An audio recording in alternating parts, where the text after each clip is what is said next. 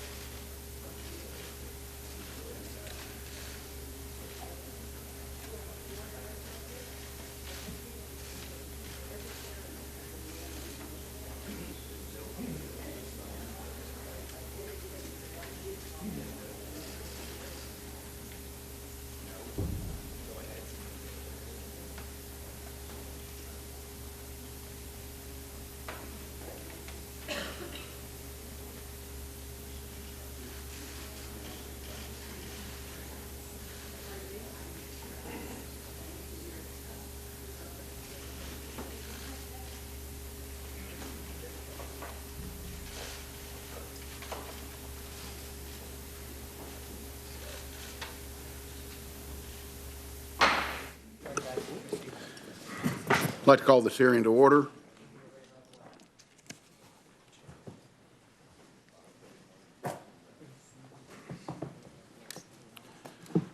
One procedural matter before we begin in earnest.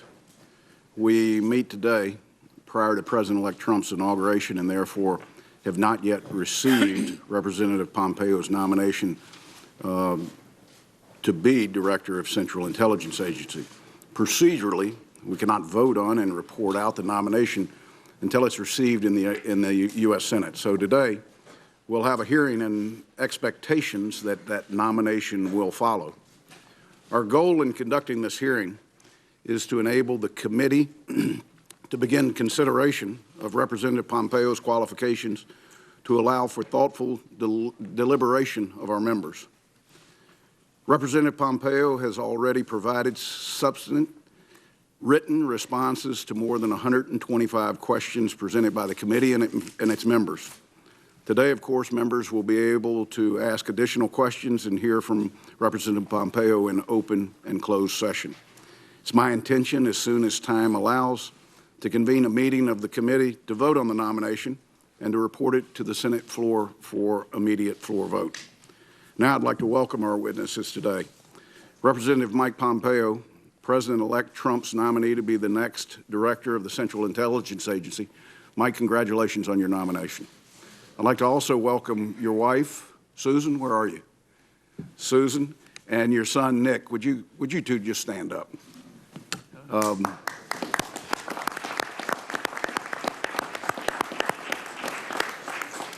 want to thank both of you for your support of your husband, your father, of this incredible opportunity and I think benefit to our country.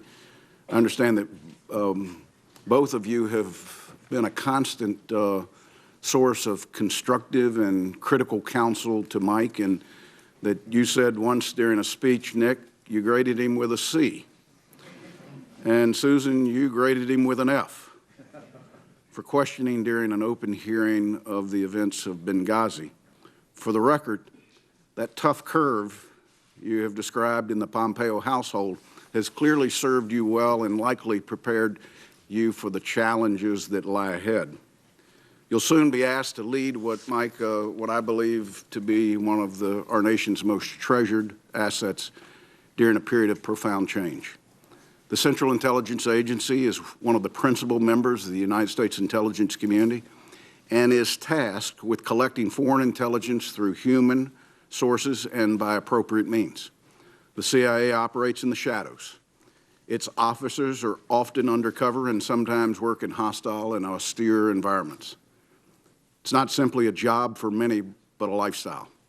The clandestine nature of the agency's work, however, is both the greatest capability and most challenging liability, as its activities are outside the public view. We address that liability by calling upon the President to nominate individuals with unwavering integrity, and the Senate approves only those who are assured will lead this organization lawfully, ethically, and morally. Mike, I've reviewed the material provided by you prior to this confirmation hearing and have spoken with you personally. You enrolled in the United States Military Academy at West Point as a teenager. You graduated first in your class before serving as a cavalry officer. You went on to earn a law degree at Harvard and founded an aerospace company where you served as CEO for more than a decade. You are in your third term representing the people from the 4th District of Kansas and oversaw the intelligence community as a member of the House Permanent Select Committee on Intelligence. I believe your intellectual rigor, your honorable service, and outstanding judgment make you a very natural fit to lead the CIA. I can assure you that this committee will continue to be faithful and follow its charter and conduct rigorous and real-time oversight over the CIA operations and their activities. We will ask difficult and probing questions of you, your staff, and we will expect honest, complete, and timely response.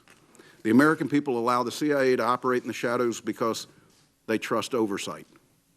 And I take responsibility very seriously. I look forward to supporting your nomination and ensuring its consideration without delay.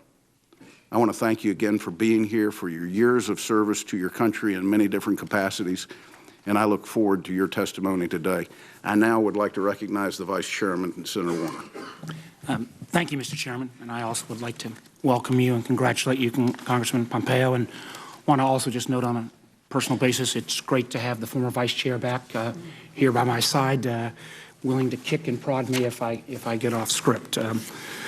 Let me also echo what the Chairman says and offer congratulations on your impending nomination to serve as Director of the Central Intelligence Agency. I've enjoyed our recent meetings and thank you for your honest views. If confirmed, you will be sitting at a critical intersection between intelligence and policymaking. You and I agree that politics has no place in your new line of business. Your job will be to give the President the best professional judgment of Americans' intelligence experts at the CIA, even when it might be inconvenient or uncomfortable. As the motto you will see every morning in the lobby of the CIA headquarters reminds us, your job is to search out and follow the truth, regardless of where it may lead. Many risk their lives and toil long hours in anonymity to get that critical piece of information that could mean the difference between literally life and death.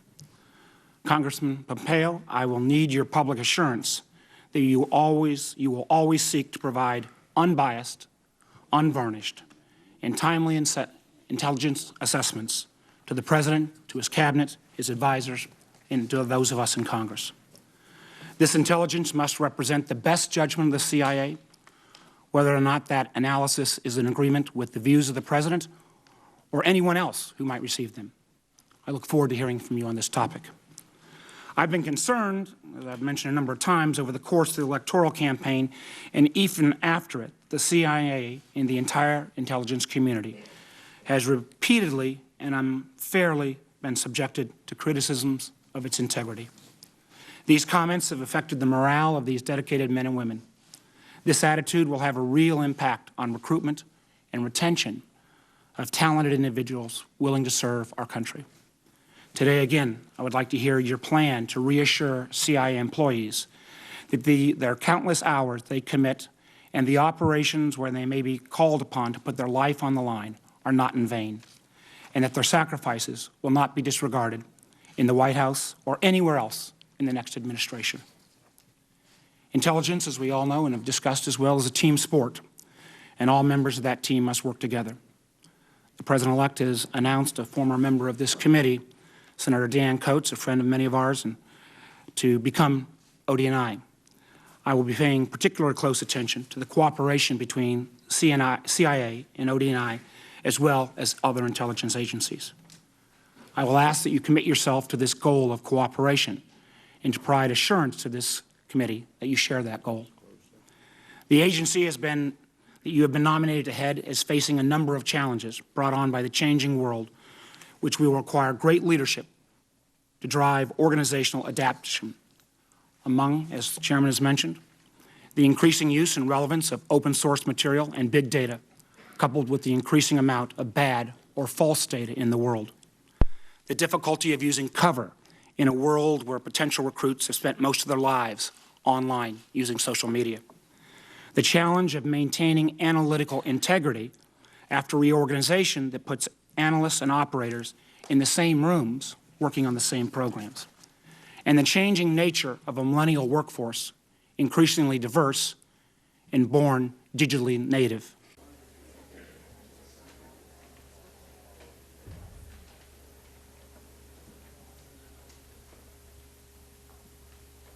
We'll now proceed to your opening statement. The floor is yours, Mike.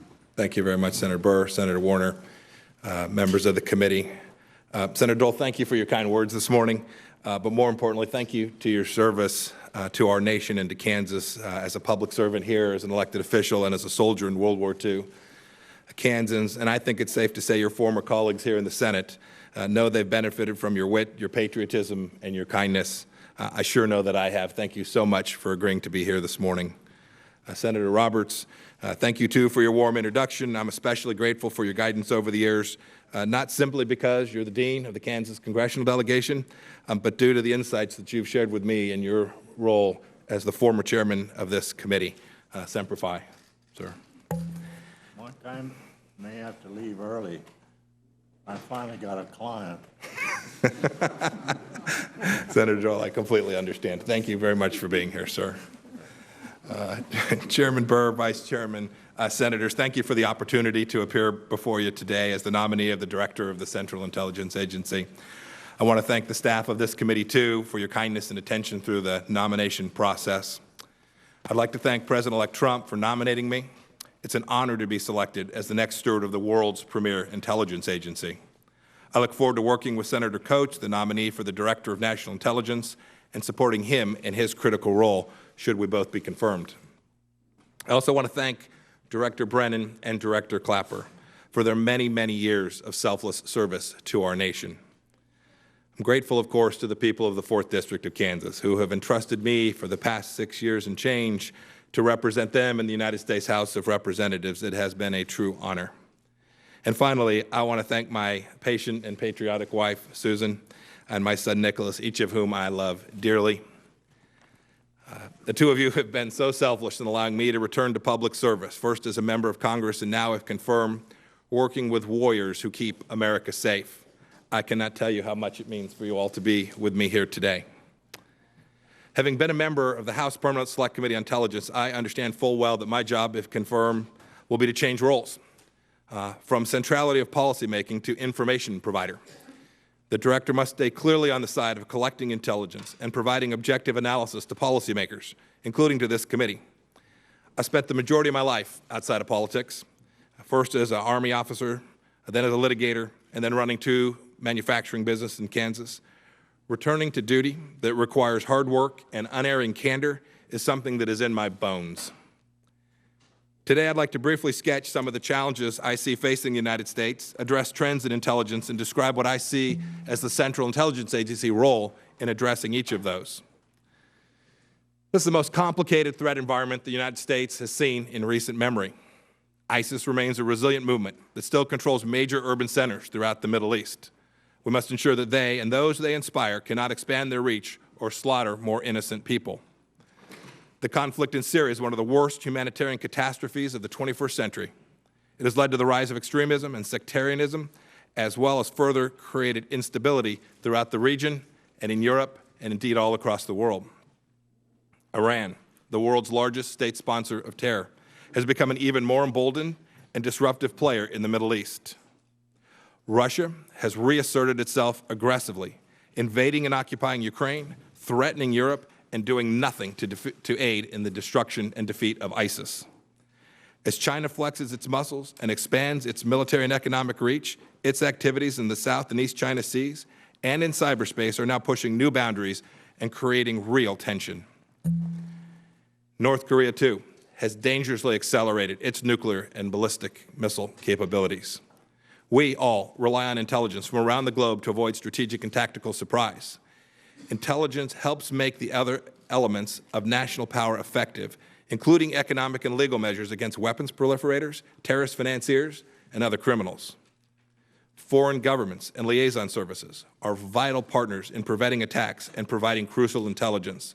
It's important that we all thank and appreciate the foreign partners who stand with us in helping make sure that we all have the intelligence we need to keep America safe. If confirmed, I intend to advocate for a strong and vibrant intelligence community and for CIA's centrality in that community. There are at least 4 long-term trends making the urgency of supporting intelligence paramount. First, the intelligence community finds itself a potential victim of long-term negative budgetary trends, which can weaken the fabric of our intelligence community. Second, as with the proliferation of chemical and biological weapons and ballistic missile technology, countries such as North Korea have overcome low barriers of entry to engage in offensive cyber operations. The United States must continue to invest wisely to maintain a decisive advantage. Third, the effects of dislocation and poor governance present critical challenges, but also new targets and opportunities for the CIA's collection and analysis. And finally, the insider threat problem has grown exponentially in the digital age. The greatest threats to America have always been the CIA's top priorities. It will be the CIA's mission, and my own if confirmed, to ensure that the agency remains the best in the world at its core mission, collecting what our enemies do not want us to know. In short, the CIA must be the world's premier espionage organization. One emerging area for increased focus is the cyber domain. Sophisticated adversaries like China and Russia, as well as less sophisticated adversaries like Iran and North Korea, terrorist groups, criminal organizations, and hackers are all taking advantage of this new borderless environment. The CIA must continue to be at the forefront of this issue. As the President-elect has made clear, one of my top priorities, if confirmed, is to assist in the defeat of ISIS. We must maintain an aggressive counterterrorism posture and also address manifestations of this great threat beyond ISIS and al-Qaeda. With respect to Iran, we must be rigorously objective in assessing the progress made under the Joint Comprehensive Plan of Action. While I oppose the Iran deal as a member of Congress, if confirmed, my role will change. I'll lead the agency to aggressively pursue collection operations and ensure analysts have the time, political space, and resources to make objective and sound judgments. Similarly, it's a policy decision with respect to how we will deal with Russia, but it will be essential that the agency provide policymakers with accurate, timely, robust, and complete intelligence and clear-eyed analysis of Russian activities to the greatest extent feasible. As a member of the House Intelligence Committee, I fully appreciate the need for transparency and support from members of Congress. I've lived it. We owe it to our constituents to get to the bottom of intelligence failures. But we owe it to the brave Americans of the intelligence community not to shirk our responsibility when unauthorized disclosures to the media expose controversial intelligence activities, or when Edward Snowden, from the comfort of his Moscow safe house, misleads the American people about intelligence activities. On my first visit to CIA headquarters just a few years ago, I visited an analytical targeting cell. Some of you have probably done this as well. I saw a woman who appeared as though she'd not slept for weeks. She was poring over data on her computer screen.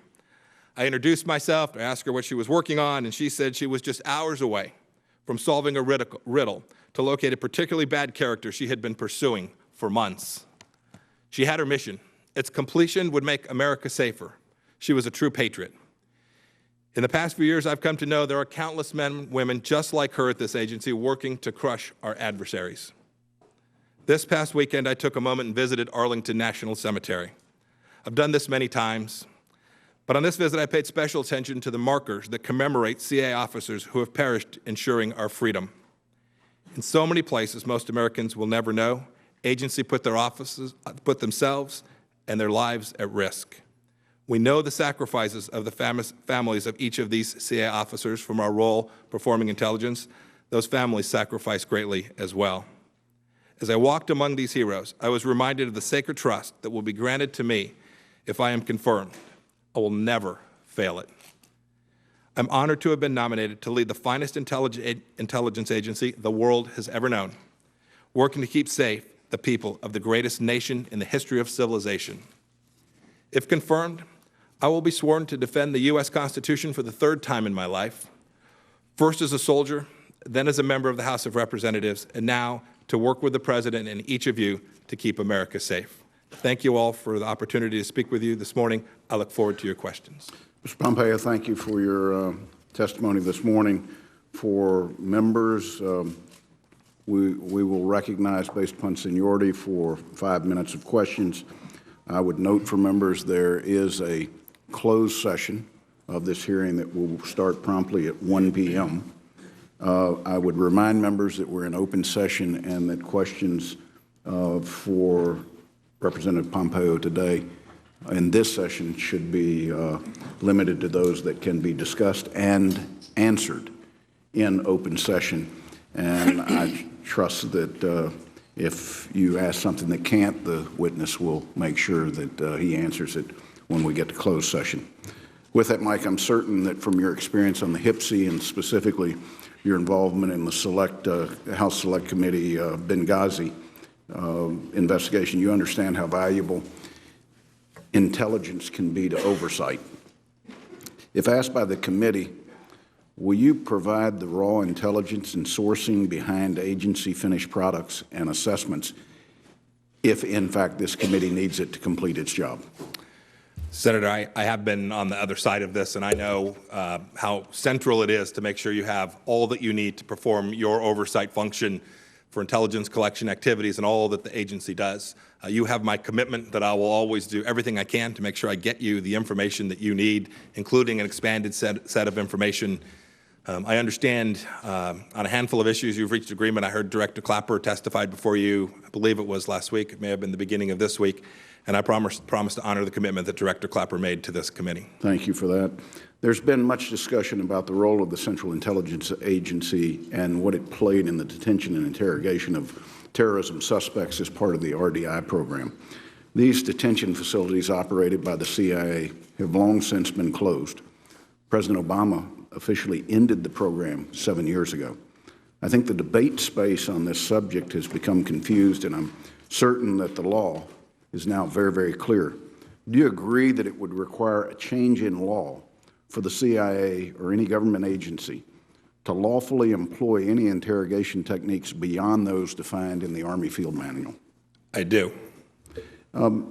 You've been an outspoken critic in the past of policy and activities of this administration that you disagreed with in line with representing the people of the 4th District of Kansas.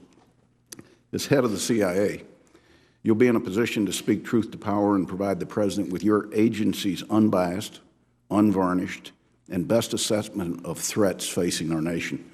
Assessments that will inform his approach to those very policies and activities that you may have criticized in the past. Will you be able to set politics aside and provide the President with clear-eyed assessments free of political interference? Senator, I appreciate the question, and when I say that, I mean I understand deeply the question that you're asking. I've spent my life telling the truth, sometimes in very, very difficult situations as a lieutenant, as a member of Congress, in fact, as a member of the Oversight Committee, where sometimes we get placed in difficult situations talking to our constituents about things that matter an awful lot for American national security, and sometimes we just can't reveal them. You have my commitment that every day I will not only speak truth to power, but I will demand that the men and women who I have come to know well over these past few years, who live their lives doing just that, will be willing, able, and follow my instructions to do that each and every day. Thank you for that, Vice Chairman. Thank you, Mr. Chairman. And again, Congressman, it's great to see you. To ensure that we don't end up with a light turnout again, I won't redo my second half of my statement. But I do want to get you on the record, Mike, on a couple of issues that we have discussed, particularly about this inquiry into Russian active measures. And I want to also reiterate the chairman's comments of the absolute necessity to make sure that you bring forward this analysis in an unvarnished way. And I think you've made that clear to the chairman. I know you've made that clear to me on a private basis.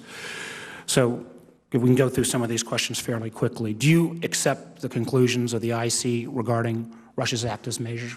Senator Warner, I do. I've had one briefing. I attended the hearing or the meeting at which the president-elect was briefed. Everything I've seen suggests to me that the report has an analytical product that is sound. Do you pledge to cooperate with the SSCI's Russia inquiry and to provide and make possible all necessary materials and access to personnel if needed? Senator Warner, I do. I think that's incredibly important. Do you pledge to continue to pursue your own investigation into ongoing Russian active measures and any attempts they or others may have to undermine the United States, our political system, or our position in the world? Senator, I do. Indeed, I would expect that the president-elect would demand that of me. It is fully my intention. I should share, that's my view with respect to all the product that the Central Intelligence Agency produces.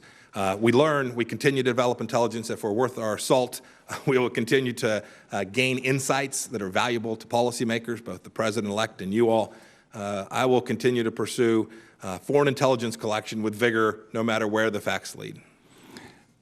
Congressman, I have been critical of the tenor of some of the president-elect's comments about the workforce and the professionalism of the IC. In your opening statement, you were very eloquent about the one that had been without sleep for some time. In light of some of those comments, I have concerns about the morale throughout the IC, but particularly at the CIA at this point. What plan will you have to go in and reassure the people who work at the CIA? How do we make sure in a world where it's increasingly challenging to get people to step up and serve, both in terms of recruitment and retention, that we can, you can reaffirm that you will have the CIA employees' backs? Senator, let me begin by saying I am confident that the Central Intelligence Agency will play a role for this administration it has for every previous administration as providing powerful intelligence that shapes policy and decision-making inside this administration. I am confident that President-elect Trump will not only accept that but demand that from the men and women, not only at the CIA, but throughout all of the 17 intelligence communities. With respect to me personally, I have come to understand the value of the Central Intelligence Agency. I have seen their morale through tough times where they have been challenged before, and I have watched them walk through fire to make sure that they did their jobs in a professional way and that they always were aimed at getting the truth in depth and in a robust way to policymakers. I have every confidence that not only will I demand that they will continue to do that under my leadership if I'm confirmed.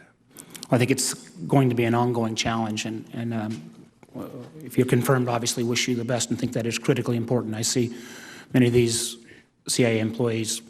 I have the opportunity to represent them. They live in the Commonwealth of Virginia. They work in this region, and it's been a challenging time for them. I also want to get to, in light of some of the comments during the campaign the President-elect made, I think a subset of this issue as well is making sure going forward that CIA represents the diversity of the world, and particularly in terms of Muslim Americans being engaged. How do we reassure them in light of some of the comments made? And then also, I concur with you that the challenge with ISIL is an enormous one. How do we make sure, how would you go forward to make sure that our Muslim allies in our fight against ISIL, that they're going to continue to have a strong partner in the United States and not one that is going to in any way discriminate based upon faith?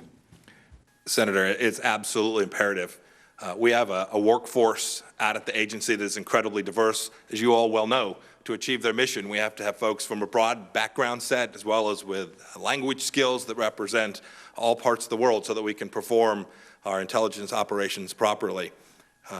And we have partners in the Muslim world that provide us intelligence and who we share with in ways that are incredibly important to keeping America safe.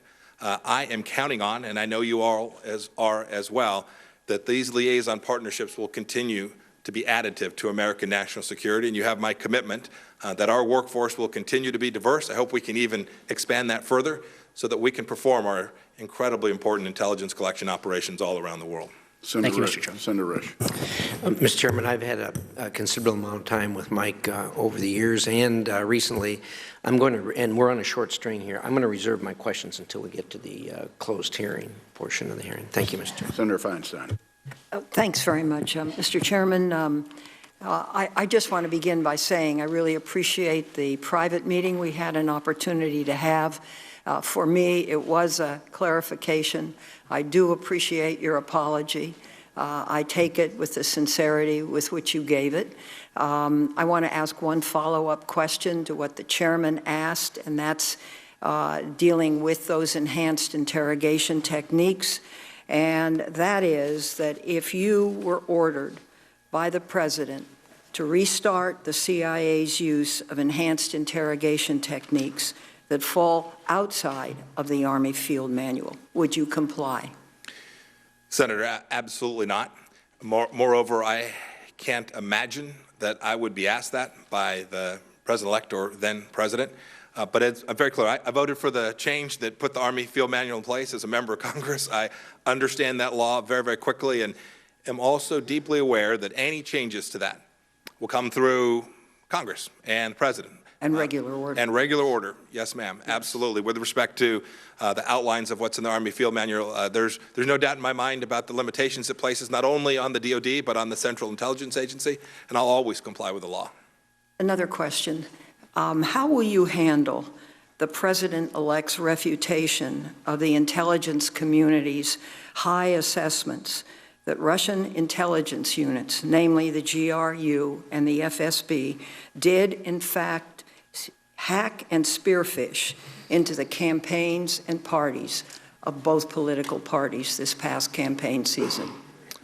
Senator, as with, I think I answered Senator Warner the same way, my obligation as the director of the CIA is to tell every policymaker the facts as best the intelligence agency has developed them. With respect to this report in particular, it's pretty clear about what took place here, about Russian involvement in efforts to hack information and to have an impact on American democracy. I'm very clear-eyed about what that intelligence report says.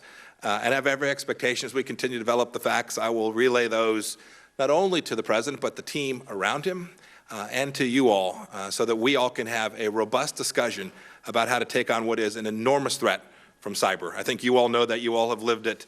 This is very real. It is growing. It is not new in that sense, but this was an aggressive action taken by the senior leadership inside of Russia, and America has an obligation, and the CIA has a part of that obligation to protect that information. Thank you very much. I appreciate that. Thank you, Senator. And if I may say thank you, too, for coming back today, and I hope your recovery is very, very speedy. Thank you. I appreciate that. You and I discussed Director Brennan's beginning efforts on modernization of the CIA and trying to set up a different mechanism which would make it more effective.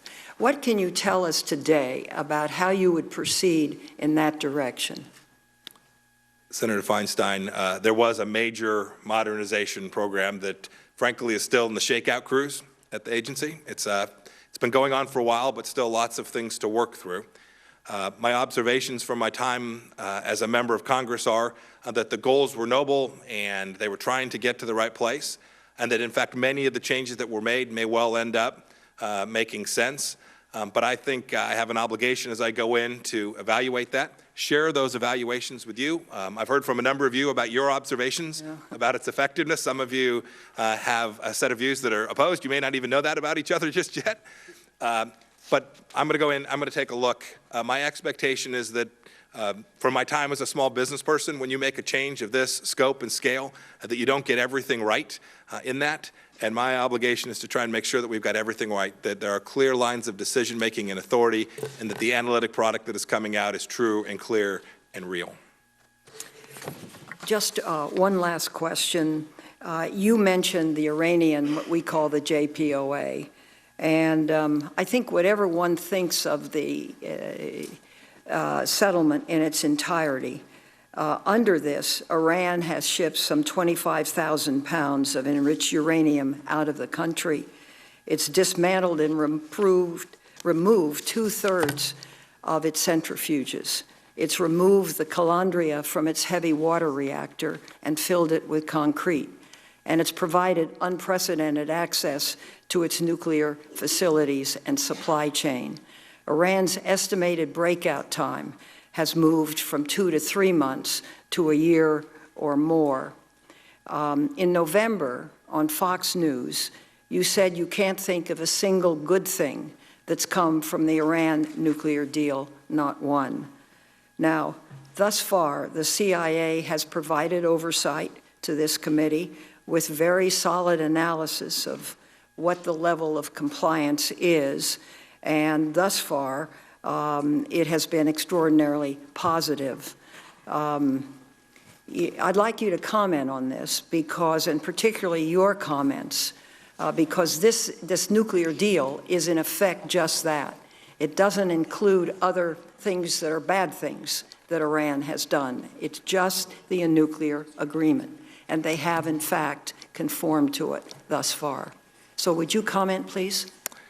Yes, Senator. First, you have my commitment that we, if I'm confirmed at the agency, will continue to evaluate their compliance with the agreement in the way that you've just described the agency has been doing to date. I concur with you that that work has been good and robust, and that intelligence is, I think, important to policymakers as they make decisions. I think my comments were referring to the post-January 2016 rampage of Iranian increased activity. And that's, I know you share my concern about that as well.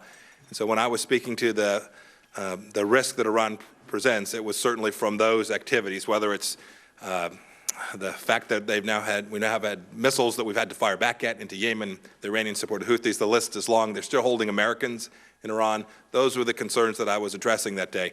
You have my commitment as the director of the CIA, if I'm confirmed, that we will continue to provide you the intelligence to understand both what's taking place in the nuclear arena with respect to the JCPOA and its compliance, as well as to the set of activities that are outside of that. Thank you very much. I appreciate that. Senator Rubio. Mr. Chairman. Thank you, Mr. Chairman.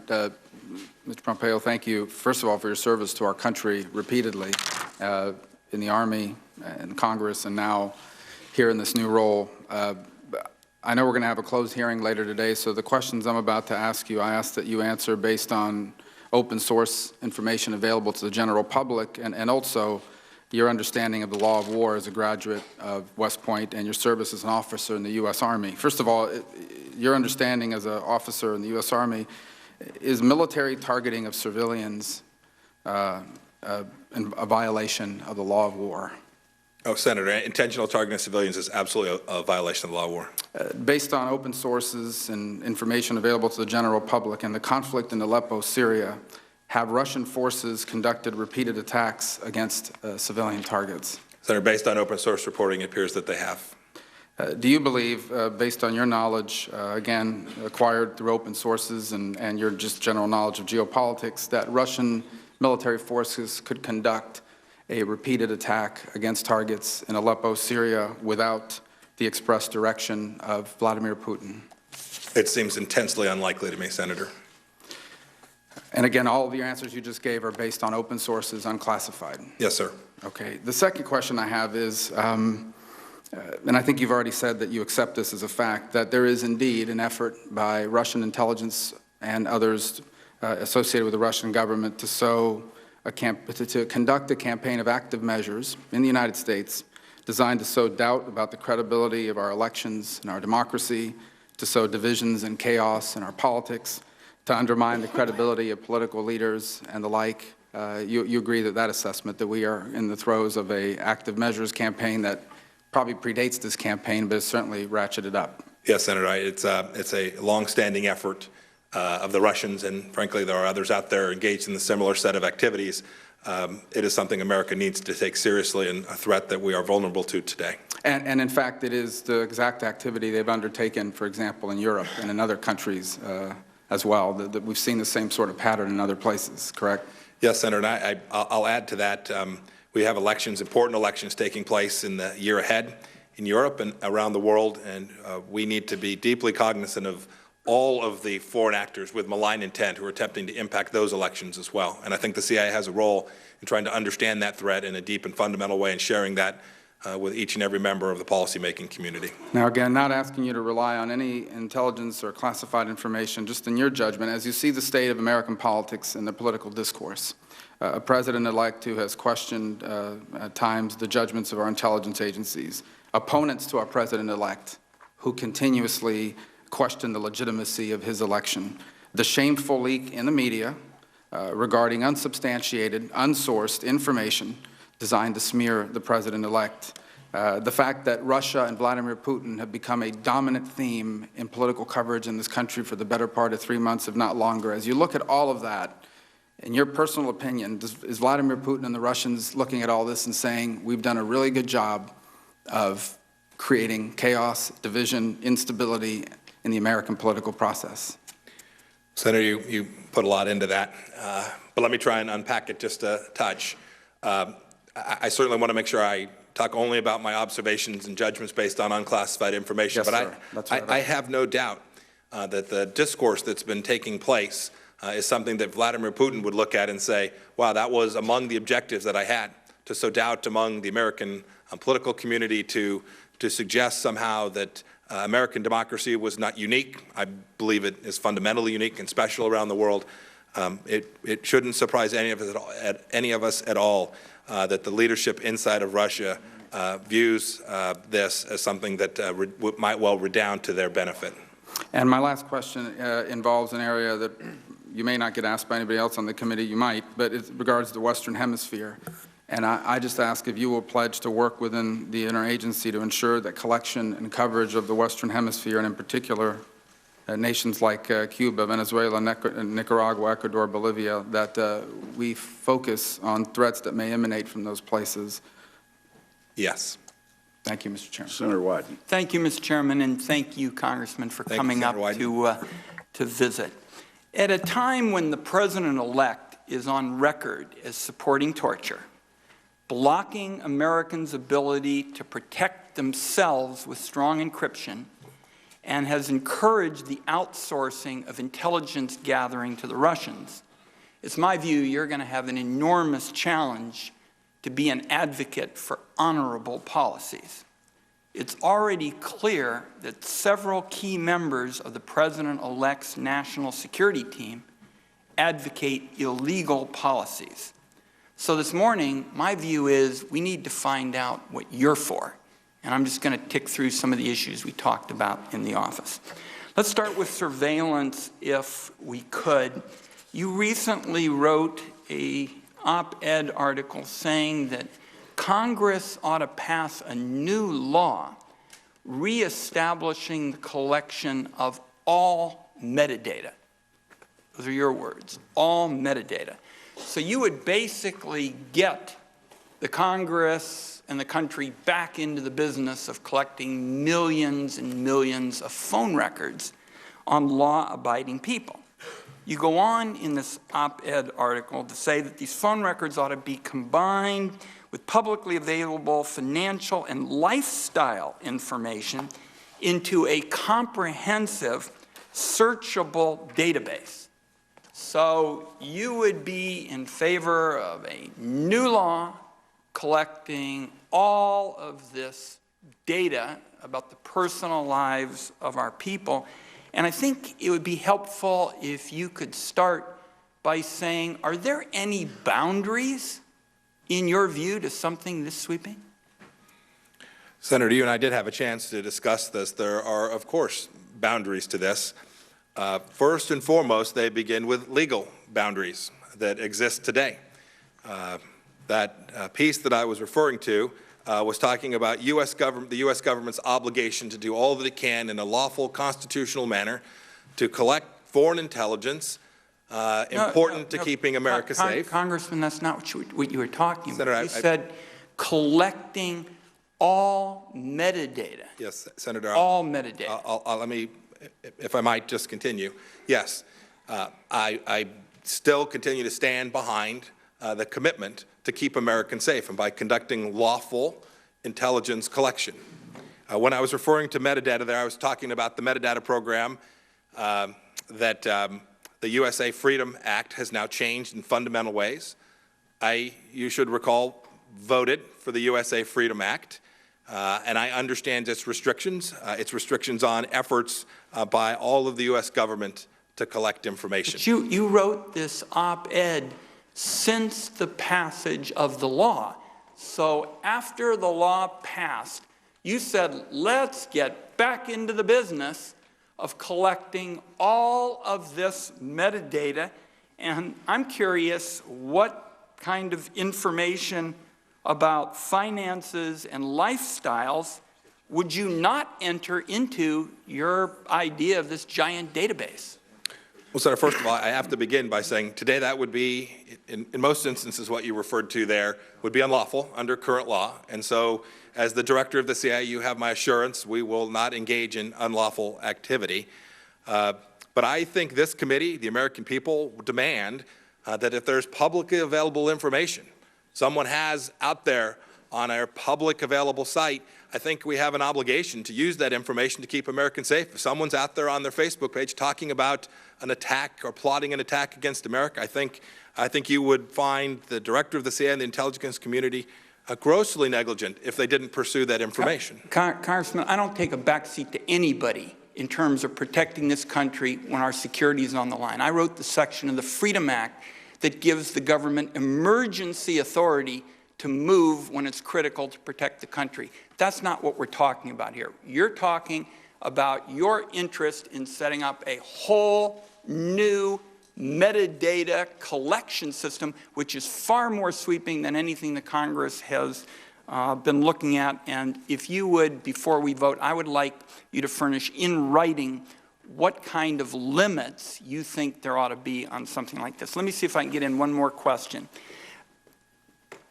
The President-elect had indicated on the Apple issue that, in effect, he thought that there shouldn't be strong encryption and that he basically would consider pushing for mandated backdoors into encrypted products. And that's been the position of the FBI, some very influential members of Congress. Now, you have not been a cheerleader, as far as I can tell, for weakening strong encryption, which is something I think that sounds constructive. If you're confirmed as CIA director, are you willing to take the President, the FBI, and influential members of Congress on this issue? Because I think it's clear weakening strong encryption will leave us less safe. And I'd like to hear your views with respect to strong encryption. And would you be willing to take the President, the FBI, influential members of Congress on when they advocate it, because they're going to? Senator, first of all, I did not mean at all to suggest you were second to anyone with respect to keeping America safe. If I implied that, I did not intend that. You should know I take a backseat to no one with respect to protecting Americans' privacy either. I think that is incredibly, incredibly important. With respect to encryption, it's a complicated issue. I know enough about it to begin to form judgments, but I want to talk to you about the process, the framework I'll use. I think this applies across a broad range of issues we'll discuss today. When we're dealing about an issue like encryption that has commercial implications, national security implications, privacy implications, I will do my best to understand what it means to the Central Intelligence Agency, and what it means to our capacity to keep America safe, and I will represent its interests as my part of a larger effort to make sure that we get that policy decision right. And if, in fact, it is the conclusions of folks out at the agency and our team, and I concur in that assessment, I can assure you I will present that rigorously, whatever the views of the President are or any of the members of his team. I will do my best to get that right and represent do my role as the director of the CIA if I'm confirmed. Thank you, Mr. Chairman. Senator Collins. Thank you, Mr. Chairman. Mr. Pompeo, first let me say that I was very heartened by our meeting and our telephone call in which you showed that you fully understood the role that you have as CIA director to keep this committee well informed. I expressed to you my frustration of questioning members of the Intelligence Committee and then finding that there was more to the story and that there were omissions at times, not deception, but omissions. And even more frustrating, reading in the paper the next day leaks that have come from the administration, not necessarily the CIA. And I think that erodes the trust that is essential for us to perform our oversight function, which is absolutely critical since you don't have the regular oversight mechanisms. And just for the record, if you could reassure me again on your willingness to be very forthright with this committee, I'd appreciate it. Yes, ma'am, I can assure you that we talked about the fact that I have lived that life a bit as well. And I understand it's not only that interest is so broad, right? This is what you spoke to, you mentioned it here. This is a unique space where we operate in places where the American public doesn't always get a chance to see everything. And so the willingness to make sure that we share this information to policymakers who we trust will keep this information safe and secure and handle this information appropriately is absolutely critical. You have my assurance I'll do everything to make sure that this committee has a relationship with the agency that is forthright each and every day. Thank you. I want to turn to the issue of cyber threats and cybersecurity, which has been an obsession of mine for many years since Joe Lieberman and I tried to bring a cyber security bill to the floor in 2012, only to have it filibustered. I believe that the recent focus on the cyber intrusions in the campaigns has greatly increased the public's awareness of this problem. But the fact is that the cyber intrusions go far beyond the political space, troubling though and appalling though that is. There was a 2015 memo by the chairman of the Joint Chiefs of Staff and the Secretary of Defense that said that the Department of Defense is subjected, this was a public memo, is subjected to 100,000 attempted cyber attacks each day. Now, those are attempts, not all of them go through. They're from nation states, they're from terrorist groups, they're from hackers, they're from international criminal gangs, you name it. That's 3 million per month. How would you assess our preparedness in the cyber domain? Senator, we've got lots of work to do. Maybe the best way to summarize that. Not only the government that is protecting our systems, and we've talked a lot the last few days about the systems that belong to private entities, political private entities, but I know you've done a great deal of work in making sure that the national infrastructure, including its private sector infrastructure, has the capacity to do what it needs to keep not only business issues in the place that they need to be. A lot of these folks are subcontractors to the United States government as well, right? Private companies that have important information about American national security activities. And so we have an awful lot of work to do. There's no reason to expect that this threat is going to diminish, and that will take a whole of government effort to do that, shared by the executive branch and the legislative branch to achieve better cybersecurity for the national infrastructure as well. Let me very quickly express two concerns about Iran.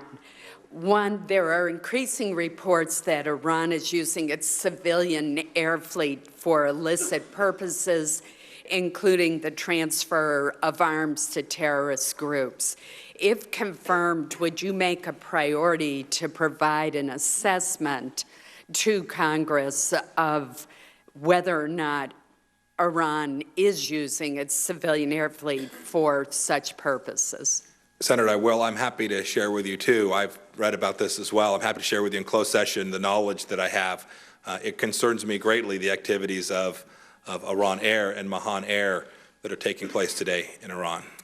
And finally, do you believe that the monitoring and verification regime in our agreement with Iran, the JCPOA, as currently constructed, is adequate to ensure that Iran is fully complying with the agreement? Do you think that the IAEA has sufficient access and to detect any Iranian cheating?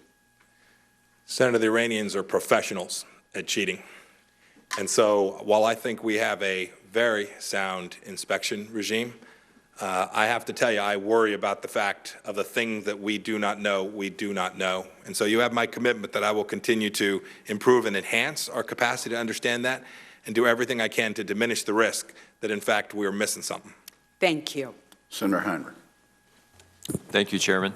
And thank you, Congressman Pompeo, for taking the time to sit down with me earlier this week and for your willingness to answer the pre-hearing questions that a number of us submitted to you. I hope your responsiveness to committee inquiries continues unabated should you be confirmed. That was certainly the tone that you set with me in the office, and I appreciate that. As I told you in our conversation, I've had serious concerns over the last few years that has not always been the lay of the land between the director and this committee. And I understand that the DCIA has a mandate to be fully supportive of the men and women who work there. That is critical. However, I also hope that when, if you are lucky enough to fill that very important position, that we will have a new approach of being open in hearings and with regard to congressional oversight. I want to start on an issue that was central in some of the pre-hearing questions, and in our conversation, you indicated that you would seek the counsel of experts at the CIA to determine whether adhering to the Army Field Manual and conducting interrogations was an impediment to gathering vital intelligence. You've been supportive of the use of enhanced interrogation techniques in the past, saying back in September of 2014 that President Obama has continually refused to take the war on radical Islamic terrorism seriously and cited ending our interrogation program in 2009 as an example. Can you commit to this committee that under current law, which limits interrogation to the Army Field Manual, that you will comply with that law and that the CIA is out of the enhanced interrogation business? Yes, you have my full commitment to that, Senator Heinrich. Thank you. Let me jump to another issue. Senator Wyden had touched on this earlier, but I want to follow up a little bit. As the director and as somebody who sat on the House Intelligence Committee over the last couple of years, you're very familiar with the changes in law that have been made under current law, the USA Freedom Act that was passed recently. What changes to that law would you encourage the administration to seek, if any? Senator, I currently have no intention of seeking such changes. But as I think we discussed when we met, I am certain, if I'm confirmed, learn a great deal about the program and develop a deeper understanding and hear lots of views inside the agency, and I will. I'll look to experts there and experts outside. And if, in fact, I conclude that there need to be changes to the USA Freedom Act that protect America, I will bring them to you and have the full expectation that you all consider them fairly as well. I know we were recently briefed on basically the status of being able to collect important information under that law. I would assume that there was probably a similar briefing on the House side. Were you a part of that, and do you feel like, at least with what you know today, that the surveillance that needs to be done is happening under that structure while protecting innocent Americans from unnecessary intrusion? Senator, I've not had a chance to have a complete briefing on that, but I can say that I have not heard anything that suggests that there is a need for change today. Jumping once again over to the JCPOA, I know that the day before you were nominated to be the director, you said that you look forward to, quote, rolling back the Iran deal. How would you characterize your position on that today, and would you stand by that statement? Senator, just so the record can reflect that communications was approved before I was aware that I was going to be the nominee to the Central Intelligence Agency. Having said that, look, I spoke to this a great deal. It was my view that the JCPOA was a mistake for American national security. I believed that. But it's also the case that after that I came to the understanding that that was the arrangement this president thought was in the best interest of America, and I worked to make sure that it was fully implemented. And now, if I'm confirmed, I'll continue to do that in my role as the director of the CIA. I will endeavor to provide straight information to you all about the progress that the JCPOA has made towards reducing the threat from Iranian nuclear activity, and share with you when that's not happening as well. Thank you, Congressman. Senator Blunt. Thank you, Chairman. So, Congressman, I know we were all pleased we had a chance to visit with you privately. You quickly reached out to members of this committee and met with us, and we'll have a chance to visit later today in the classified setting. I want to go back a little bit to your discussion with Senator Wyden. One of your last comments you made there was that you gave ground to no one in respecting America's privacy, and if you want to give any examples of that in your House career, that would be fine. But as I understood what I thought was that discussion about a more expanded collection effort, it was collecting things that people had chose to no longer keep private, collecting things on social media that people had put out there. And I believe at some point you mentioned if somebody was talking about an activity that could be terrorist or other related, that the director of the CIA should have some interest in that. And am I right in saying you see a different privacy standard if someone is trying to maintain their privacy as opposed to someone who's putting information out there that anyone can see?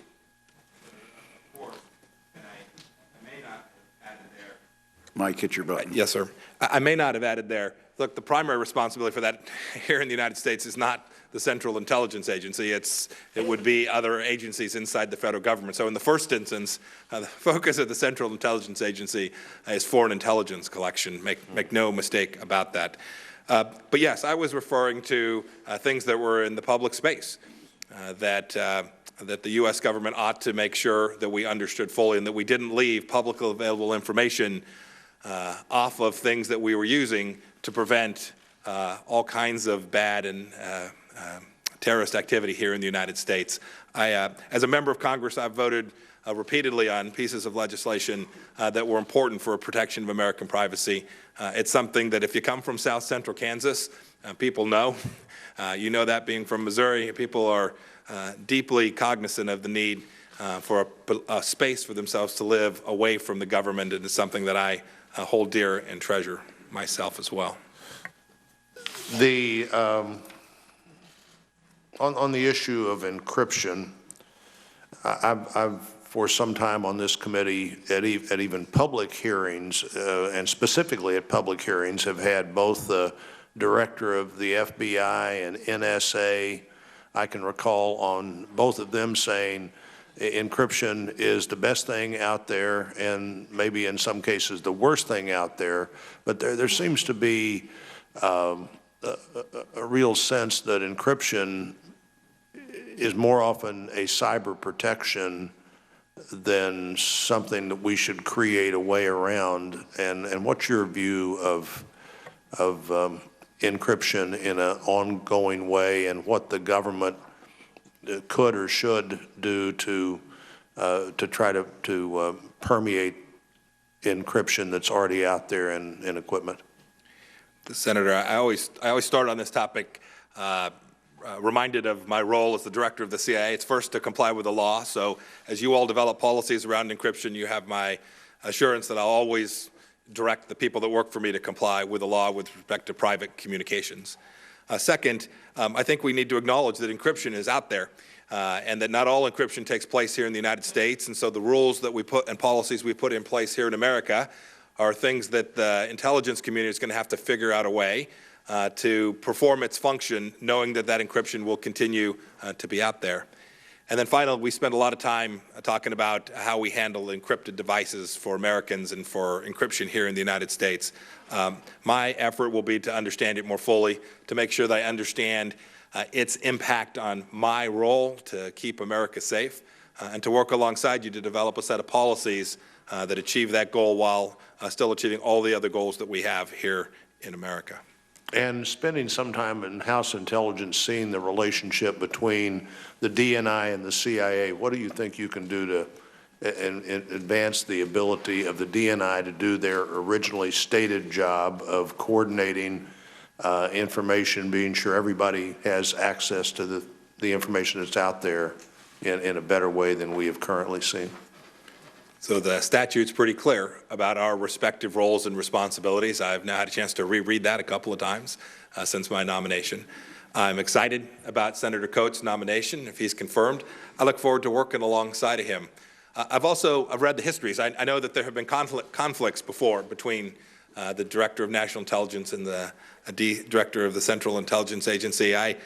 In my role as a small business owner, I saw that too. You'd have different people with different roles and you'd see conflict. My effort was every day to work hard to make sure that we were additive, that we each found our own space, that we worked across those borders, not only individually, but that we directed that our organizations would accomplish that as well. So it's not just the two senior officials, I think, that have had conflict before. We need to make sure our organizations each understand that there is a place for the Director of National Intelligence to ensure that there's good communication among the a dozen-plus intelligence agencies, and that information is shared in a timely fashion, and that the Director of the CIA has his plate full, performing his primary functions as well. Thank you. Thank you, Chairman. Senator King. Thank you, Mr. Chairman. Congressman Pompeo, welcome. Thank you, Senator King. And I always, as we discussed, I believe an outside view in an agency that tends to be, not tends to be, but is secretive is an important point of view. So I appreciate your willingness to serve. The larger question. The great foreign policy mistakes of my lifetime, Vietnam, the Bay of Pigs, and Iraq, all were based in one way or another on bad intelligence, or more accurately, intelligence that was tailored to fit the demands of the policymakers. You can't read the history of those decisions without coming to that conclusion. There is no more intimidating spot on the face of this earth than the Oval Office. Will you commit to giving the Commander-in-Chief, the President, unpleasant news that may be inconsistent with his policy preferences based upon the best intelligence that the CIA can develop? Senator, you have my commitment, and while I today am going to avoid talking about conversations that the President and I had with as much energy and effort as I can tell you that I have assured the President-elect that I'll do that as well. I have shared with him that my role is central to him performing his function and important and critical only when I perform my function in that way. When I take the great work that these men and women put their lives at risk to develop, and I deliver that to every policymaker in a way that is straight up and forward. And I commit to doing that with you and with the President-elect. If he doesn't say at some point, Mike, I'm disappointed in you, is that the best you can do? You failed. The President-elect's National Security Advisor, General Flynn, has been quoted as saying the CIA has become a very political organization. In your written response to our questions, you said there is a sense of a more politicized intelligence environment. That's sort of like people are saying there's a more politicized intelligence environment. What do you mean by it? Is there a sense of that? Do you agree with General Flynn, or do you not? So I've had a chance as an overseer to observe the Central Intelligence Agencies, and when I've had a chance to sit with them, have watched them fight through fire to get the real facts. I have seen, however, I've seen political actors from all stripes attempt to try and shape that. And I don't mean in hard ways. There's no demand. But I'm not talking about outside political actors. I'm talking, this allegation is that the agency itself has become politicized. Do you believe that? My experience is that I have not seen that. I appreciate that. There are unsubstantiated media reports that there were contacts between the Trump campaign and the Russians. If confirmed, will you commit to exploring those questions? And if you find there is validity to those allegations, refer the information that you discovered to the FBI? I want to make clear that I share your view that these are unsubstantiated allegations. I emphasize that. I understand. I want to make sure that is. These are very serious allegations. Look, there are a number of very serious things that have taken place. The leaks that occurred as well, I consider to be intensely serious too. And I think Director Clapper's statement from last night or this morning about his concern about these leaks is worthy as well. But to your question more directly, I promise I will pursue the facts wherever they take us. The Central Intelligence Agency has that as one of its singular functions, and you have my commitment that I'll do that with respect to this issue and each and every other issue as well. Thank you. On July 24th, 2016, you sent the following Twitter, quote, "Need further proof that the fix was in from President Obama on down? Busted. 19,252 emails from DNC leaked by WikiLeaks." Do you think WikiLeaks is a reliable source of information? I do not. And the fact that you used the word proof, need proof, that would indicate that you did think it was a credible source of information. Senator King, I have never believed that WikiLeaks was a credible source of information. Well, how do you explain your Twitter? I'd have to go back and sorry, I don't want to be accused of the wrong term. I appreciate that. I'd have to go back and take a look at that, Senator. But I can assure you, I have some deep understanding of WikiLeaks, and I have never viewed it as a credible source of information for the United States or for anyone else. I appreciate that. Thank you, and I appreciate your candor here today, and look forward to further discussions. I just hope that you will hold on to the commitment that you've made today, because it's not going to be easy.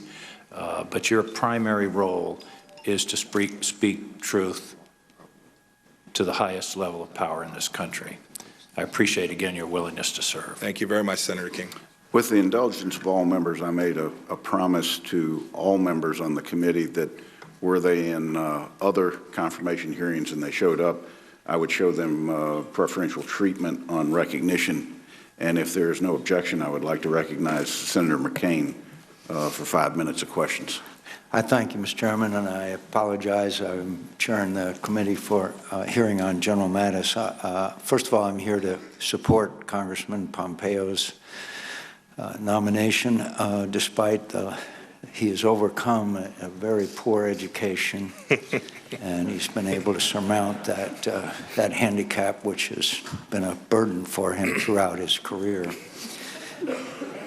I just want to, as you know, we passed legislation that only treatment of prisoners would only be in accordance with the Army Field Manual, and that law was passed. The vote was 93-7 in the United States Senate on that particular amendment. We will continue to support that and enforce that law. Senator McCain, I voted for that, and I will. Thank you. And will you, if you have any recommendations you have for changing the Army Field Manual or other roles governing interrogation, you'll share those with Congress? Yes, sir. And I don't want to take the time of the committee, but obviously the Russians have been hacking. There's no doubt about that, obviously. And whether they intended what their intentions were, whether they actually succeeded or not, there is certainly no evidence. What do you think it's going to take to deter Vladimir Putin's continued interference, not just in our elections, but attempts to have access to our most sensitive and classified materials, secrets?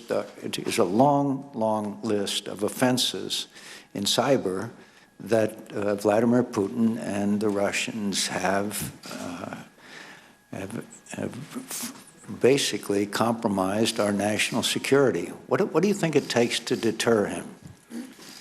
Senator, I don't know that I can answer that question comprehensively today, but I can tell you it is going to require an incredibly robust American response, a response that is a security-related response, that is we have to get better at defending against these, and then a response that holds actors accountable who commit these kind of actions against the United States of America. And the form, the nature, the depth, the severity of those responses will be decisions of policymakers that will be beyond me as the director of the Central Intelligence Agency.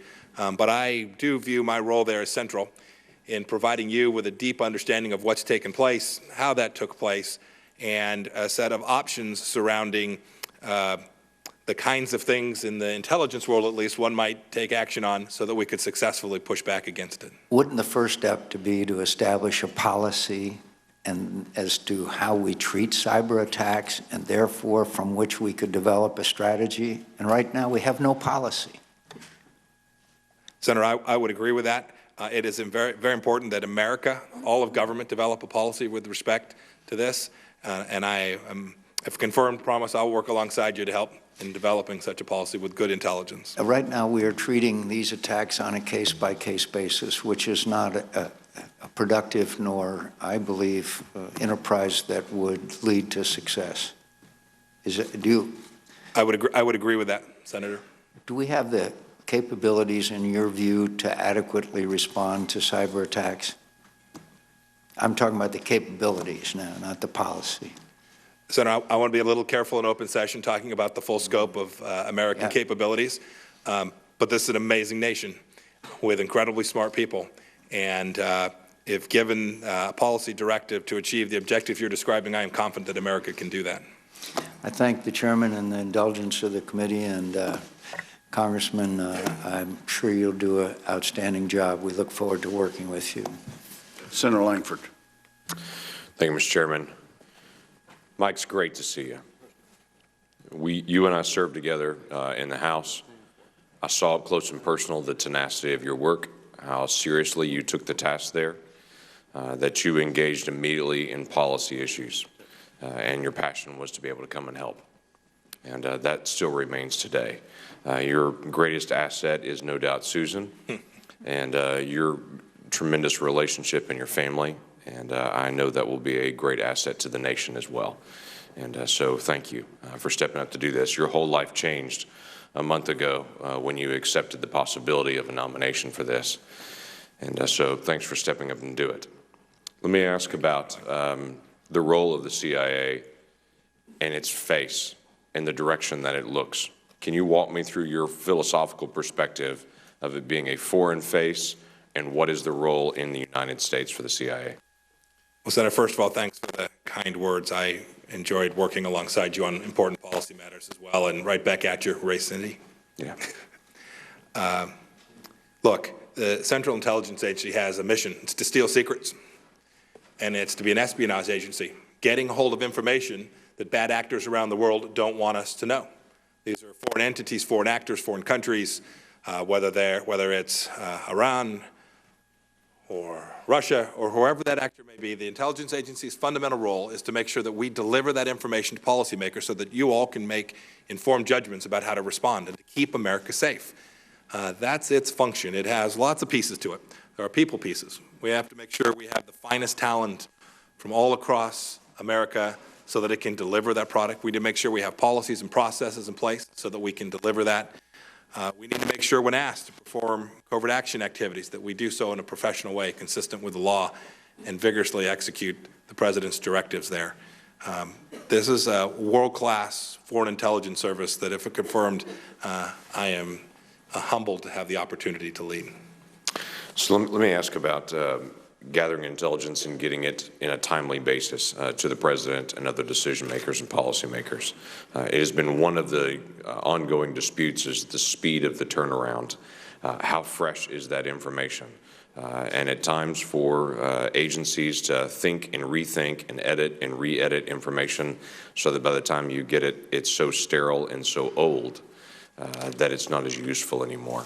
Talk me through just methods and thoughts about trying to get fresh information to policymakers and the President. Senator, it's incredible important that the information is timely. I understand sometimes there is a trade-off between speed and depth and accuracy, right, and completeness. But that just means we have to be world-class. Businesses do this every day. I tried to do it in the times that I ran my 2 small companies. We have to make sure that the CIA is world-class with respect to developing this information in a timely, speedy fashion, getting it to policymakers in a way that is both reliable and timely. We've all seen this. It's a complex world with difficult foreign intelligence collections in pockets, and we have to make sure that the agency is world-class with respect to delivering that to you. So let me ask a strange question for you. You're going to often be in meetings with Dan Coates and yourself and the President. What's the difference in the information that you're bringing to the President? How can you and the Director of National Intelligence cooperate together in bringing information, and what's the differences in the roles there as the 2 of you sit and bring information to the President? Look, the DNI, and Senator Coates have confirmed in his role, will have the important function of being the President's senior intelligence policy advisor. I have the glory, if confirmed, to lead the world's premier intelligence collection organization. Certainly with respect to human intelligence, we have a unique capacity that is unrivaled in the world, and I hope to be part of making it even better. And so we'll bring a set of different perspectives. He will have spent more time evaluating intelligence that comes from different parts of the intelligence community than I will have. I will have been focused on the work that our agency does. And I have great confidence that he and I will work together to deliver a comprehensive view of Americans' intelligence posture and the information that has been derived from that. Okay. Thank you. Thank you, Senator. Very much, Mike, for your service, and Susan for yours as well. So, Mr. Chairman, I yield back. Senator Manchin. Congressman, thank you, Mr. Chairman. Congressman, thank you for your service. Thank you, Senator Manchin. And also, congratulations on your nomination, and to your family, I'm sure extremely proud of you, and they should be. With that being said, you know, we live in a troubled world today, as we all know, and I think I just want to hear your thoughts on your experiences within the military and also your experience as a congressperson and the positions you've had in Congress. On what do you consider the greatest threat the United States of America faces today, and what person brings the greatest threat to our country that wants to do us harm?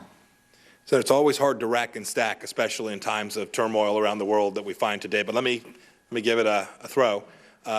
So I begin with the threat from terrorism as it extends into the homeland. If you ask what was the most immediate threat, I think it's certainly that. That is, it presents the most immediate threat to the personal risk to a person living in south central Kansas. And so we need to be... A country associated with that? Oh, boy, there are too many to name, but let's start with the activity that's taking place today in Syria and Iraq, and the threat that terrorists pose, both Sunni and Shia terrorists, opposed to the United States. So ISIS and Al-Qaeda would be the primary organizations today, but it extends far beyond that. We've also seen challenges from radical Islamic terrorism in Southeast Asia. Do you believe terrorism is the highest threat that we face? I mean, I'm just saying in the position you have right now, the unclassified position you have right now in your experience. In the near-term threat to life and limb of Americans, yes. I'd put North Korea, China, and Russia right up there alongside them. Which one has the weapons to do us harm? Oh, goodness. So the nuclear powers are the ones that have the biggest threat to do catastrophic harm to the United States. And which person in the world do you, in your estimation, has the desire to do us the most harm? Boy, to ask me for a singular individual is really a tough question, Senator Manchin. The list is long. There's a lot of them? Yes, sir. Okay. West Virginians are asking me continually, can we trust the intel community? And they go back, they keep referring back, because through the political, they listen to a lot of the political campaign rhetoric. You know, we had weapons of mass destruction. We declared war in Iraq. We found out that maybe we could have taken a different course or altered that course. So they have concerns about that. And I would just like to ask, do you have confidence in the intel community, the CIA in particular, where you're going into? I do. Look, I'd never stand here today to tell you that the agency has had perfection throughout history, nor that it'll have perfection if I'm confirmed on my watch. But I have great confidence in the men and women that work out there. They are, you know them, right? They are patriots, they're warriors, they're real people who have dedicated their life to keeping America safe. And I have the utmost confidence that if I'm confirmed, I will get an opportunity to lead a set of great Americans that aren't politicized. Right now, I think you'd have to agree that the morale is fairly low, and they're being hit by many different angles and different sides through the political process that we go through, which can be very, very damaging, if you will.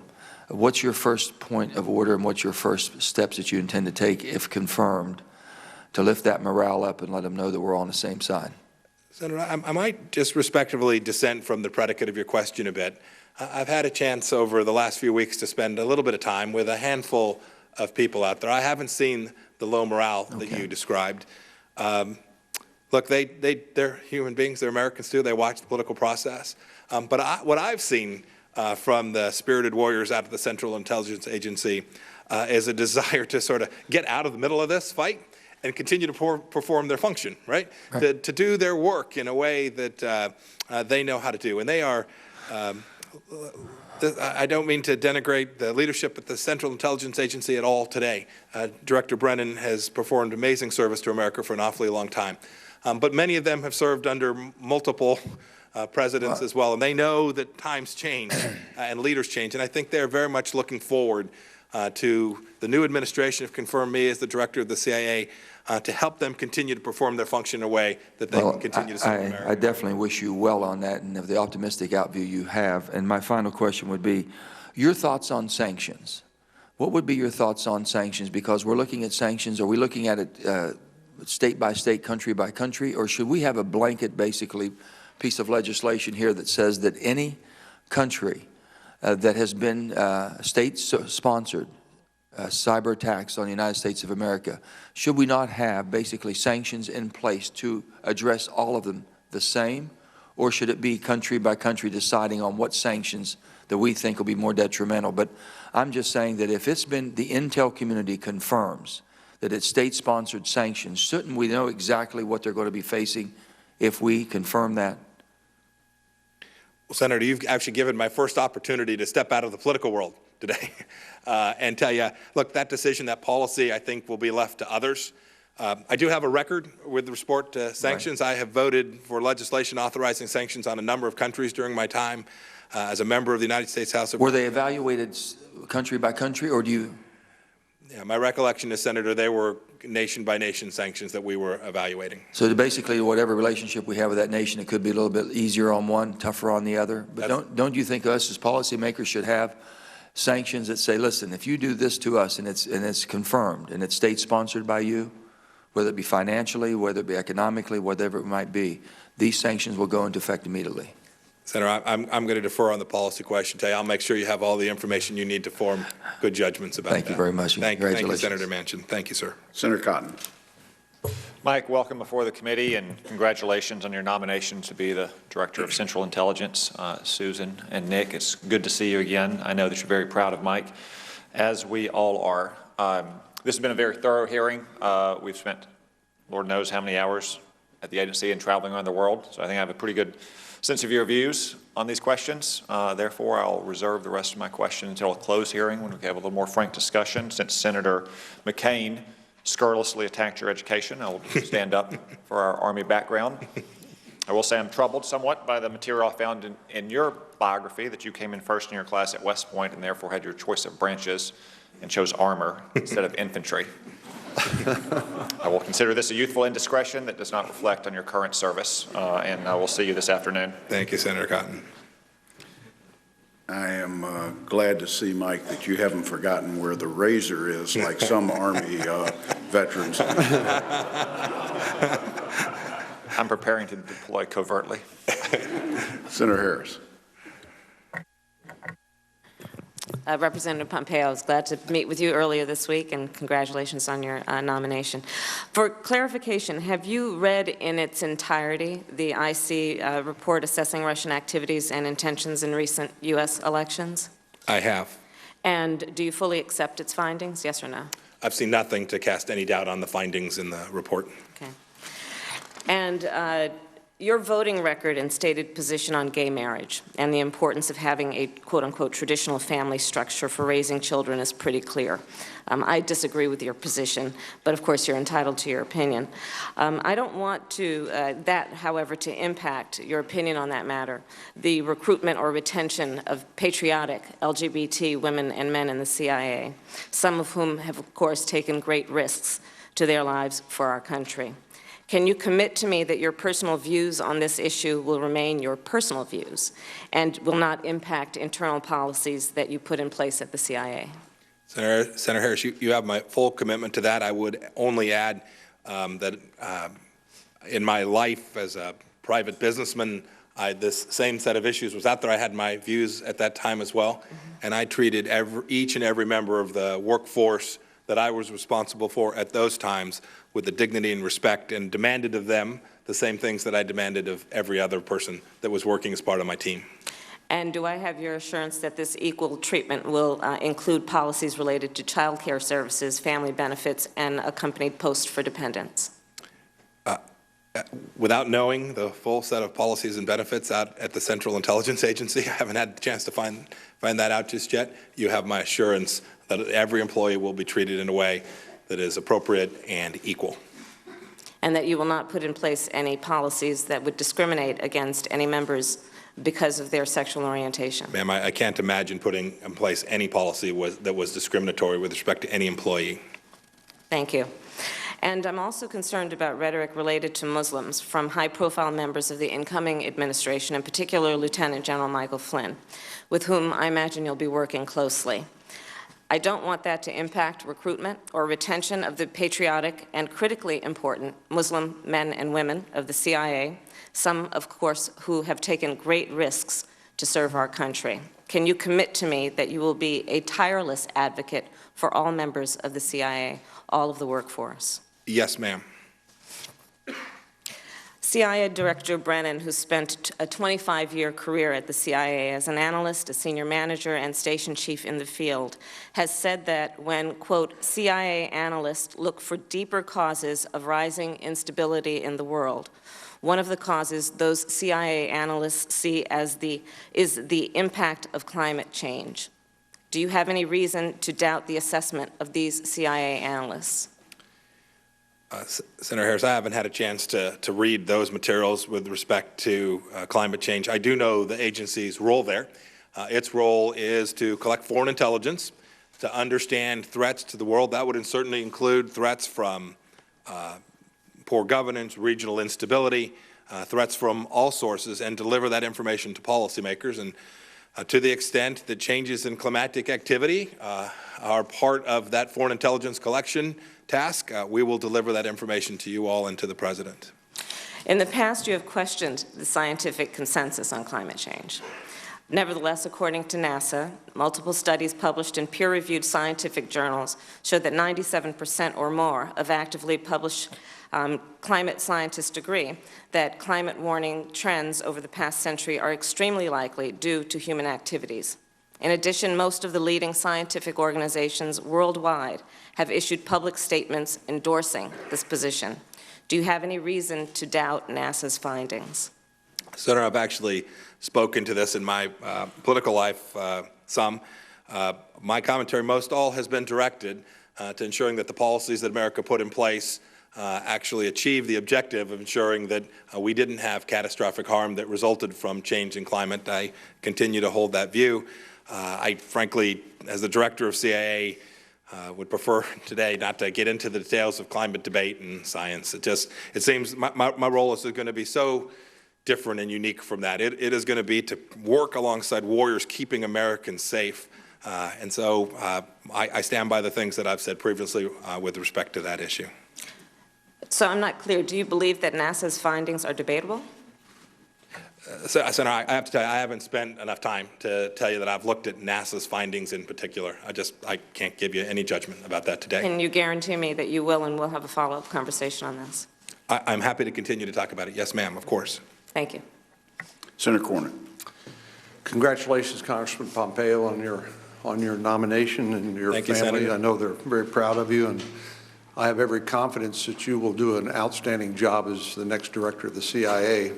I want to ask you about the comments that were made by the FBI director back in May 2016 when he identified what he called the Ferguson effect on law enforcement. And hang in there with me. Let me make the application to this context. Basically, the argument was that law enforcement was being self-restrained in terms of its policing activities, thus exposing law enforcement to assaults, and many of which were deadly assaults. And the public safety was not being enhanced because they were not using the full array of their authorities for fear of what might happen in terms of public opinion or political retribution. I have read your predecessor's, General Michael Hayden's book, Playing to the Edge, and it strikes me that he states the proposition well in terms of my view about what our intelligence authorities ought to do in collecting intelligence and protecting the safety and security of the United States. I don't want our intelligence officers and authorities to restrain their activities for fear of political retribution or for fear of that they will be criticized for using the lawful authorities granted by the United States government to the edge, not going over the edge, but I want to make sure that they take full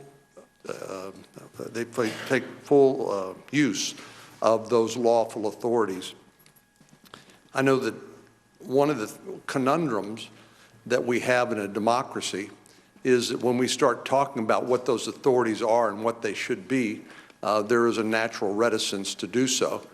Because, of course, in Russia and China and North Korea and Iran, they don't have those problems. In dictatorships and autocracies, they just do what they want to do without regard to any oversight, any laws, any constitution that necessarily and importantly limits what we can do in a democracy. But I think there is a danger when we start talking about the role of our intelligence agencies that either wittingly or unwittingly, sometimes misinformation or disinformation about the nature of the activity and nature of the authorities enters into the debate in a way that eventually damages or limits our ability to play to the edge of our lawful authorities and the interest of our security and safety. I just want to get an idea from you about what you think the director's role is in terms of engaging in the debate when it comes to what authorities that either your agency or the FBI or other members of the intelligence community need. There was a question about metadata, which of course metadata is not content. It's the United States Supreme Court has said there's no reasonable expectation of privacy, so the Fourth Amendment isn't implicated. This is information that's routinely collected by law enforcement agencies. But my concern is, and maybe I'm not being as direct and clear as I should, I just want to know what you think your role will be in terms of standing up and defending the lawful authorities of the intelligence community in order to play to the edge of that legal authority in the interest of the safety and security of the American people. Well, Senator, thank you for that question. It's a great and incredibly important question. I share your concerns that we run the risk of not using the authorities in a way that is important in keeping America safe if folks are afraid that there'll be political retribution. One of my tasks in that vein will be to make sure that we're doing it right, that we are doing it in a legal and constitutional way. And then when we are, to defend the people who were doing that vigorously and with all my might, and to have their backs at every single moment. You have my word that I will do that. There's a second piece to this as well, I think, that it's important, and you hit upon it, which is I think we have an obligation as leaders to share with the American people all that we can about what's going on and what's not going on, and to do so in a truthful and complete manner. It's part of why I think the oversight function is so important. To the extent we're surprising people, whether we're surprising members of Congress or we're surprising the public, we run the risk of losing those very important authorities. And so I think each of us has a responsibility, and if confirmed as the director of the CIA, I will see it as my responsibility to do everything I can to make sure that we're talking about the critical nature of these authorities and how they keep Americans safe and the goals that they have accomplished in this good work in a way that permits the intelligence community to lawfully and constitutionally do all of its responsibilities. Mr. Chairman, can I follow up just briefly with one last question? Senator Kent. And of course, none of those authorities are going to be decided in all likelihood by the Supreme Court of the United States. In other words, the Office of Legal Counsel, the appropriate authorities at the Department of Justice are going to give guidance to the CIA and our intelligence community on what those, where that line is, so you can, consistent with your commitment, make sure that you apply the law that Congress has passed and is signed by the President. But ultimately, no one's ever going to give you 100% assurance that you're playing consistent with those laws as interpreted by the Department of Justice and the Office of Legal Counsel, won't be criticized in a political format later on in such a way as to cause retaliation perhaps, or some concern that intelligence officers are going to jeopardize their career and their family's livelihood by playing consistent with the best and highest legal guidance that they're given. How do you view that role? And maybe that's just inherent in the nature of our system, but it always strikes me as a tremendous disservice to our men and women in the intelligence fields for politics to intervene and come back and undermine the lawful authorities and direction that our intelligence community is given when they're conducting their activities. Yes, Senator, it's a real risk. It's an important part of my role to make sure that we have clarity, that those lines that you talk about are clear and bright, and so that this risk that you refer to, I've heard others talk about it as second guessing, is minimized, happens as rarely as possible, and that there aren't surprises to people as they go through. That's incredibly important, and the director of the CIA has an important role there, both making sure that we're behaving lawfully, and when we do, defending the men and women who we ask to do really hard things inside of those laws. Thank you. Thank you, Mr. Chairman. The Chair will recognize Senator Warner for a brief statement, and then Senator Wyden for one question. I just understand what my friend, the senator from Texas, has been saying, but I want to, 10 of the comments I just wanted to respond, put on the record. One of the things that's impressed me with you, Congressman, in our meetings is your thoughtfulness, and I think you're a student of history as well, and we've talked about that. And I think part of the responsibility of the agency that you may head is unique in that it is tasked with taking on covert activities and relies in many ways upon the oversight of this committee and frankly, the trust of the American public to not go over the edge. And I think there have been times, and we could debate those times, where clearly in the history of the agency there have been examples where, whether it was through political pressure or otherwise, the agency went over the edge, and unfortunately that in the end did not make America safer. I'd also say that in many of these areas, whether it's through changes of technology, and I know there's a robust debate around encryption and privacy in the digital age, that edge is not defined yet, both in a legal standpoint and in many times Congress has not done its job in terms of giving those policy guidances. So I want you and hope that you will carry out your duties and keep America safe. But I think we get into a treacherous area when we're trying to push over an edge where those edges are not defined or Congress has not done its job. Thank you, Mr. Chairman. Mr. Chairman, thank you. Congressman, during the campaign, the president-elect essentially laid out something that looks to me like outsourcing surveillance. He said about Russian hacking, I'd love to have that power. And he encouraged the Russians to hack Secretary Clinton's emails and suggested they be provided to the press, but we're now in a different period. He's the president-elect. And it's one thing to talk, as we did earlier, with respect to your idea for collecting metadata in the future, all metadata in your words, but I want to ask you about outsourced surveillance.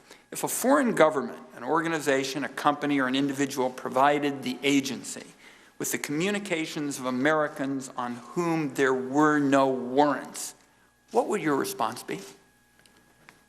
Senator, this is a complex question that you've asked. I understand that there are policies in place, I believe at the agency, it may even be at the Department of Justice with respect to this very issue. If I can step back and tell you that, look, it is not lawful to outsource that which we cannot do under, that the agency cannot do under its laws. That is, but that's be not too the clever question. by half. You can't request the information from a foreign government. We understand that. But the question is, what happens if it's provided to you, especially since it's being encouraged? Senator, my understanding is that the same set of rules that surround the information, if it were collected by the U.S. government, apply to information that becomes available as a result of collection from non-U.S. sources as well. Mr. Chairman, your courtesy has been appreciated. I want to only ask in writing, I'd like your response on that. Obviously, part of this involves minimization. There are other issues, 12333. I'd like that in writing, and I'd also like in writing, before we vote, what limits you would have on your metadata proposal, particularly since you're advocating that it apply to personal lifestyle information like. Thank you, Mr. Chairman. It was the hope of the chair that we would allow the congressman an hour in between this and the closed session. We are down to 30 minutes. I'm going to recognize Senator Harris for a very brief question, if I may, and then I would ask if there are any additional follow-ups, they be moved to the closed session. Sure. Mr. Pompeo, on the issue of climate change, I understand you're not a scientist. What I'd like to know, and what I want to hear from you, is I want a CIA director who is willing to accept the overwhelming weight of evidence when presented, even if it turns out to be politically inconvenient or require you to change a previously held position. And so what I want to hear from you is a guarantee that when presented with that evidence, you are willing to then take a position that defers to the weight of that evidence, even if it requires you to change a previously held position that may have been politically helpful to you or a position that you have taken during your tenure in elected office. Senator, you have my commitment to that. I am an engineer by training. Facts and data matter, and you have my assurance that if I'm confirmed my role as the CIA director, I will look at the evidence and give a straight-up answer to you and to all the policymakers to whom I have a responsibility. Thank you. Congressman Pompeo, this brings to a close the open session of this hearing. Let me add to what Senator Cornyn and Senator Warner spoke on, and that is that it's important that we realize that every president has the authority to provide direction or directives, and that's certainly been the case for every president that I've been involved with in the intelligence community, and that directive expands or contracts in some cases the ability of the agency, and all members of this committee should realize that. I want to apologize for not giving you the hour, and I apologize for the power interruption, but I want to thank you for your service to Kansas. I want to thank you for your service to the Congress.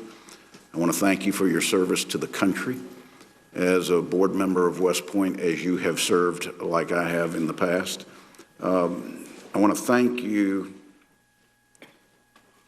for how you've used your military education, and more importantly, how that's highlighted the greatness of the institution and the role it plays in developing future leaders of the country, of which you exemplify that. For that, we are grateful. This hearing is adjourned. Thank you, Senator Burr. Thank you, Senator Warner.